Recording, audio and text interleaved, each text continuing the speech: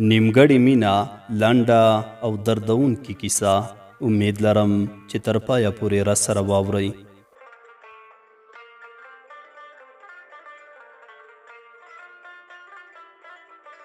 د پسرلي پستو وږمو غوټۍ سپړلې، د ګلونو جالب کای فضا کې غزونې کولې. نسیم په پستو لاسونو څانګې یو خوا بل خوا زنګولې. د وږمو له ښکلا یې خلکو د راحت احساس کاوه.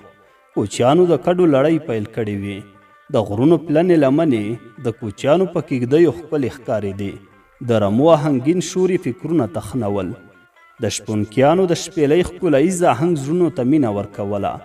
د غره له هسکې لمنې په شنو دښتو کې هر ځای خړ خټین کورونه ښه ښکارېدل. د کډو څخه وروسته یوه له عمره پخه ښځه پر لاره پیاده له پیغلې لور سره د کډو پر پله روانه وه. د لارې په اوږدو کې لور ته وویل دلته به لږ دمه وکړو. لور یې ورزیاته کړه هغه په لاره کې کورونه وینې هلته به اوبه هم وڅښو او دمه به هم جوړه کړو. مور یې د هو په تکل سر وخوځاوه. له څه مزل وروسته د لارې په اوږدو کې پراته خټین کورونه راورسېدل. له څو کورونو راتېرېږي د لارې په څنډه کې د لرګي پر لویه دروازه سترګې ولګېدې. له څو قدمه وروسته د دواړو په خوښه دغه کور ته ور وګرځېدې.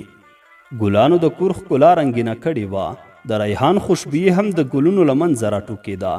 د کور په انګړ کې یوه پخه ښځه د انګورو سیوري ته د څرخي په ورستلو اخته وه. دنګ ځوان یې خوا کې ناست و. په نازکو لاسونو کې سندریزه شپېلۍ نیولې وه. په بڼو بار خمارو سترګو یې د ښایست رازونه راسپړل. د رخسار لمر یې د پیکي او تورو جامو پر افقونو د خلکو نظرونه ځان ته سوق کول. له ښه راغلاست او ستړي مشي وروسته د خبرو لړۍ وغځوله. مور یې له کومې خوا راغلی؟ له ویش ویش ویلو سره یې په خبرو پیل وکړ. له کډو سره وو. هغه مخکې لاړې موږ د ډاکټر ته ور وګرځېدو. زیاته یې کړه د پښتنو اولنی متل دی چې زوړ سوې نو پروړ سوې. ټولو په یوه خوله وخندل. اوس پر لاره له ستړیا سره تندې واخیستو. دلته را وګرځېدو. بیا یې ورته ویل کور مو چیرې دی؟ پر سپینو ویښتانو یې لاس راتېر کړ. د غره لور ته یې لاس وخوځاوه. هغه د غره په لمن کې چې د کوچیانو کډې ښکارېږي. هلک ورته وویل هو د هغه غره په لمن کې به کډې اړوو. ملکې سترګې سر راټولې کړې. پر تندې لوړ لاس سایوان کړ. له ځیر ځیر کتلو پس یې ورته وویل زرینه خو نه یې؟ هغې ورته وویل هو هغه یم. زرینې تندی ګونځې کړ. سترګې سر راټولې کړې خو د پېژندنې هڅه یې بریالی نه شوه.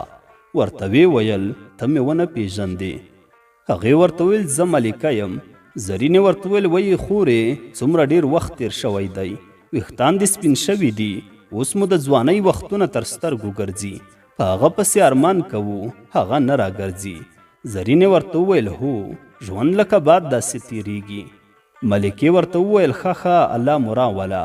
په څنګ کې ناست ځوان زوی ته مخ ور واړاوه. ریحانه له ګړي ښې یخې اوبه ورته راواخله. ریحان ورته وویل سمه ده مورې. زرینې ورته وویل دا هغه وړوکی ریحان دومره غټ شوی ده چې په ماشومتوب کې به دغو غوټۍ سره لوبې کولې. کله به یې له یو بل سره جنګونه هم کول. ملکې ورته وویل هو ریحان ګل اوس ځوان شوی ده. له ډېر مجلس او پوښتنو وروسته یې ریحان ته مخ ور واړاوه. له مور څخه یې پوښتنه وکړه ریحان ته دې واده کړی دی؟ مور یې ورته وویل نه واده مې تر اوسه نه دی ورته کړی. د کوژدې په هڅه کې یو. د ریحان مور له زرینې پوښتنه وکړه دا جنۍ دې څه کیږي؟ زرینې ورته وویل دا مې لور ده. ملکې ورته وویل کومه یوه لور؟ زرینې ورته وویل غوټۍ ده. ملکې وویل وایي بیخي ډېر وخت وتلی دی. هغه کوچنۍ غوټۍ خو اوس پیغله شوې ده. د ریحان مور ورته وویل د غوټۍ پلار او د کورنۍ نور غړي ښه دي؟ زرینې ورته وویل هو ټول روغ او جوړ دي. داسې بده بېکاره نشته. د کور په انګړ کې ماشومانو مردکۍ کولې. یوه غږ وکړ زما وار دی. هغه بل په لوړ غږ چیغه کړه لرې شه اوس زما وار دی. ملکې په نرمه لهجه ماشومانو ته د نرمښت سپارښتنه وکړه شوخي مه کوئ. ریحان ماشومانو ته په هر ځل مخ اړولو کې د غوټۍ ښکلا لټوله. غوټۍ هم د ماشومانو د لوبو د بهانې په کتلو د سترګو په کنجونو کې د ریحان ښایست ننداره کوله. د ریحان د ښکلا خوشبويي د غوټۍ حواس وتخنول. د ښایست تصویر یې د غوټۍ په زړه کې ترسیم شو. د غوټۍ د سپین مخ وړانګې وپړکېدې.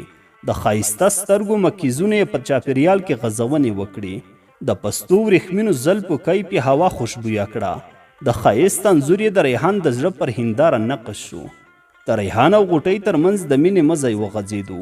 یو بل ته په رمزي کتو یې د ژوند احساس بدل شو. له سکوت سره حیرت لاس او ګریوان شو. سترګې یو د بل په مینه کې وغړېدې. زړونه یې د مینې په تار سره پیوند شول.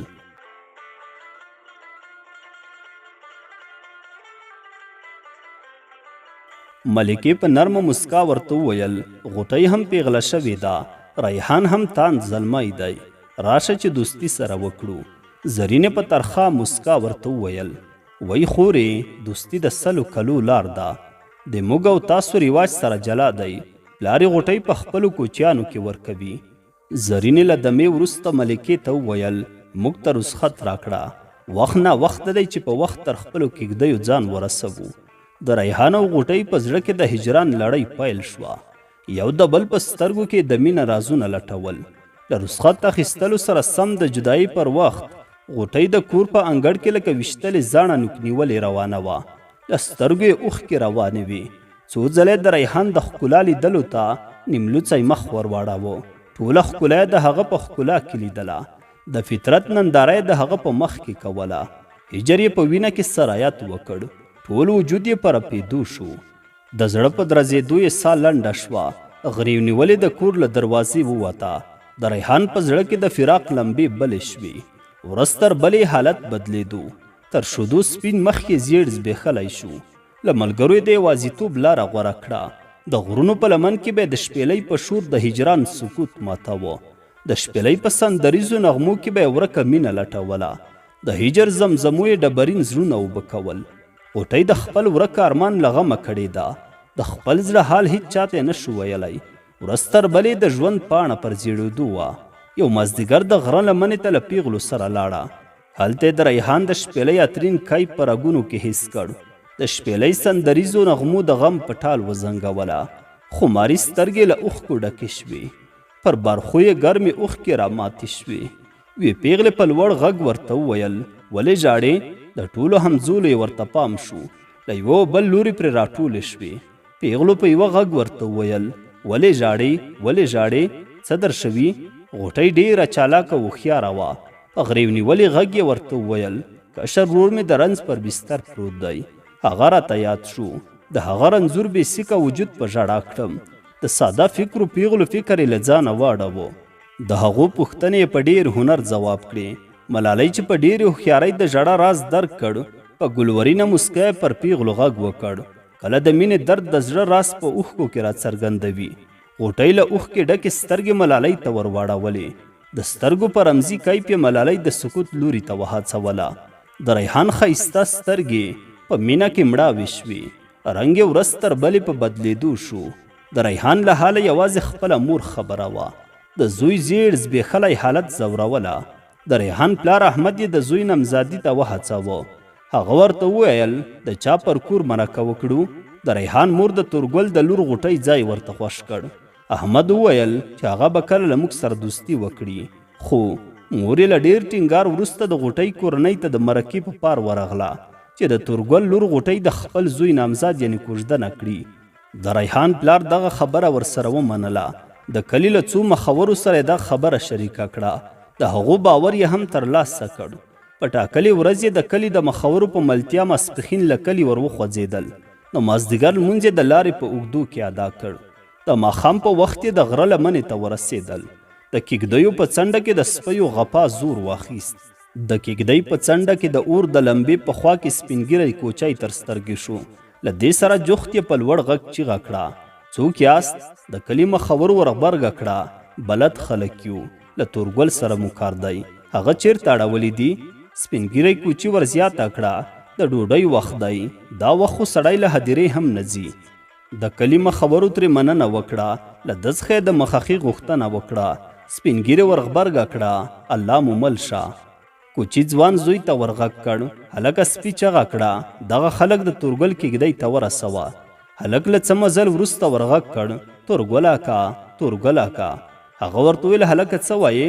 هلک ورته ویل دغه میلمانه دي له تا سره یې کار دی. هغه ورته ویل هلکه څوک دي؟ هلک ورته ویل زه نه پېژنم بابا مې ورسره راولېږلم. تورګل ورته وویل راځئ راځئ الله مو راوله. له جوړ په خیر و پوښتنې وروسته تورګل ور زیاته کړه له کومې خوا په دا توره شپه راغلی.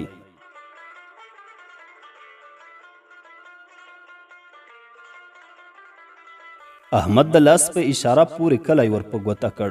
له ښه ویلو سره یې سر وښوراوه. تورګل غوټۍ ته ورغږ کړ لورې میلمنو ته چای پوښ کړه. ښه د شیدو غوړیو ډوډۍ تیاره کړه. چې غوټۍ کله چای راوړ په دې وخت کې یوه کلیوال له احمد څخه د ریحان د رنځ پوښتنه وکړه. غوټۍ چې کله د ریحان نوم واورېده ولړزېده. له لاسه یې د چایو ګیلاسونه ولوېدل. په شرنګ یې د ټولو پام ور واوښت. تورګل د عذر په پار زیاته کړه غوټۍ دا څه موده ناروغه ده. په بدن کې سیک نشته. د ناروغۍ لامل یې هم معلوم نه دی. مخورو سپین ږیرو په یو غږ وویل خیر دی خیر دی. له چای وروسته ډوډۍ راغله. د ډوډۍ له خوړلو وروسته احمد ورته وویل له موږ څخه پوښتنه کوي چې څنګه راغلي یو؟ تورګل ورته وویل هو ولې نه، څنګه راغلي یاست؟ حال راکړئ. احمد د کلي مخور سپین ږیري ته مخ ور واړاوه. حال ورکړه. د کلي مخور سپین ږیري څنګ له بالښته راپورته کړ. په سپینه ږیره لاس راتیر کړ. د ږیرې ویښتې په لاس کې د سترګو لور ته راپورته کړ. زیاته یې کړه د ماشومتوب وخت تیر شو، ځوانان شو، اوس دا د سپین ږیري شو. د ټولنې د روان بهیر د روان ساتلو لپاره یو بل ته د ورتګ اړتیا لرو. کله د روغ او ناروغ پوښتنه، کله د مادي احتیاج پوره کول، کله موږ یو بل ته په ټولنه کې د دوستۍ اړتیا لرو. خو تورګل اکا نن موږ حال د خیر راوړی دی. موږ له تا سره د دوستۍ په نیت راغلی یو. د احمد زوی ریحان ښه ځوان دی. تر 12 صنف تعلیم هم کړی دی. ستا لور پیغله ده چې موږ دې له کوره ناهیلې لاړ نه شو. دوستي سره وکړو. تورګل اکا تر ځوابګویي وړاندې مخ د اور نغري ته ور واړاوه. له نسوارو ډکه خولې په نغري کې تشه کړه. د یورو سپېرې زرې پر ګڼه ږیره ورباد شوې. پر ږیره یې لاس راتیر کړ. یوې ترخې موسکا یې پر پلنو شونډو تظاهر وکړ. وی ویل هو ته خو ښه وایې. لور چې پیغله شوه د بل د کور ده.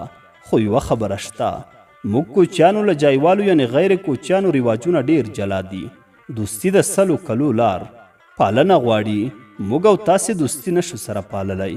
ټولو سپین ږیرو چې هر څومره دلایل ورته وویل، زارۍ یې ورته وکړې. موږ ستاسو پر کمبله درته ناست یو، موږ مه ناهیلي کوه. له ډېرې مودې خبرې اترو وروسته یوه کس ورته وویل موږ به نن شپه لاړ شو، ته مشوره وکړه، څو ورځې وروسته به بیا حال راکړې. تورګل له جیبه د نسوارو غټ ډبی راوویسته. پر دې بل لاس یې ټک ورکړ. یوه کپه نسوار یې ورغوي ته راتوی کړل. د سر له هس کېدو سره یې نسوار په خوله کې تر ژبې لاندې کړل. پر هره خبره یې سر د نه په نښه خوځاوه. د کلي مخورو د ریحان د اخلاقو او ښه سړیتوب صفتونه ورته وکړل. خو چې هر څومره زارۍ او سوالونه یې ورته وکړل، خو د تورګل پلن تور شونډان هر ځل په نه خوځېدل. تر پایه پورې پر خپله خبره کلک ولاړ و. غوټۍ ډېره ناهیلې شوه. د پلار نه یې په زړه د جهان غمونه انبار کړل. د کېږدۍ په تیاره څنډه کې غوټۍ د حیرت سیلۍ په مخه کړې وه چې له بوټو لرګیو سره د اور لمبه هسکه شوه. د کېږدۍ تیاره زاویې روښانه کړې. د غوټۍ پر بارخوله سترګو مړې اوښکې وځلېدې. د سلګو نرم غږ یې څه وروسته په شور بدل شو. د ګڼو سپو غپی یې څه وخت د سلګو غږ تد کړ. ټولو په یوه غږ تورګل ته وویل موږ څه وکړو؟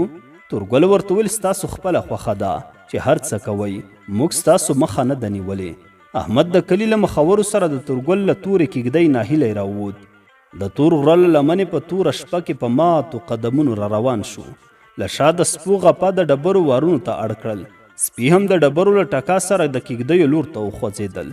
پر لاره د یوه پښه وښویېده، پر ځمکه راوغورځېده. په رېږدېدلي غږ یې وویل تا خو یو سړي ته وروستلي وای، بل زیاته کړه هیڅ سړی نه و. زموږ سپینو ږیرو زارویو ته یې هم ونه کتل. بل وویل دا د ازل فیصلې دي. د لارې په نرم مجلس کې د کلي تر څنډو راورسېدل. د غوټۍ پر زړه د بېلتون زخم جوړ شو. د پلار نه یې نوره هم مړاوې کړه. د زړه په پنډغالي کې د هجران غمونه دیره شول. د پلار د ناامیدۍ خبر د ریحان په زړه کې د دردونو تخمونه وکرل. د ژوند روان بهیر یې نور هم ټکنی شو. په یوازیتوب کې د شپېلۍ په شور د راحتونو احساس کاوه. د شپېلۍ مهینو نغمو به د غوټۍ پر سپین بارخو د اوښکو کتارونه رامات کړل.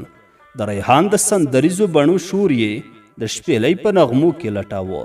د شپېلۍ په آهنګین موسیقیت کې د ریحان تصویرونه ترسیمول.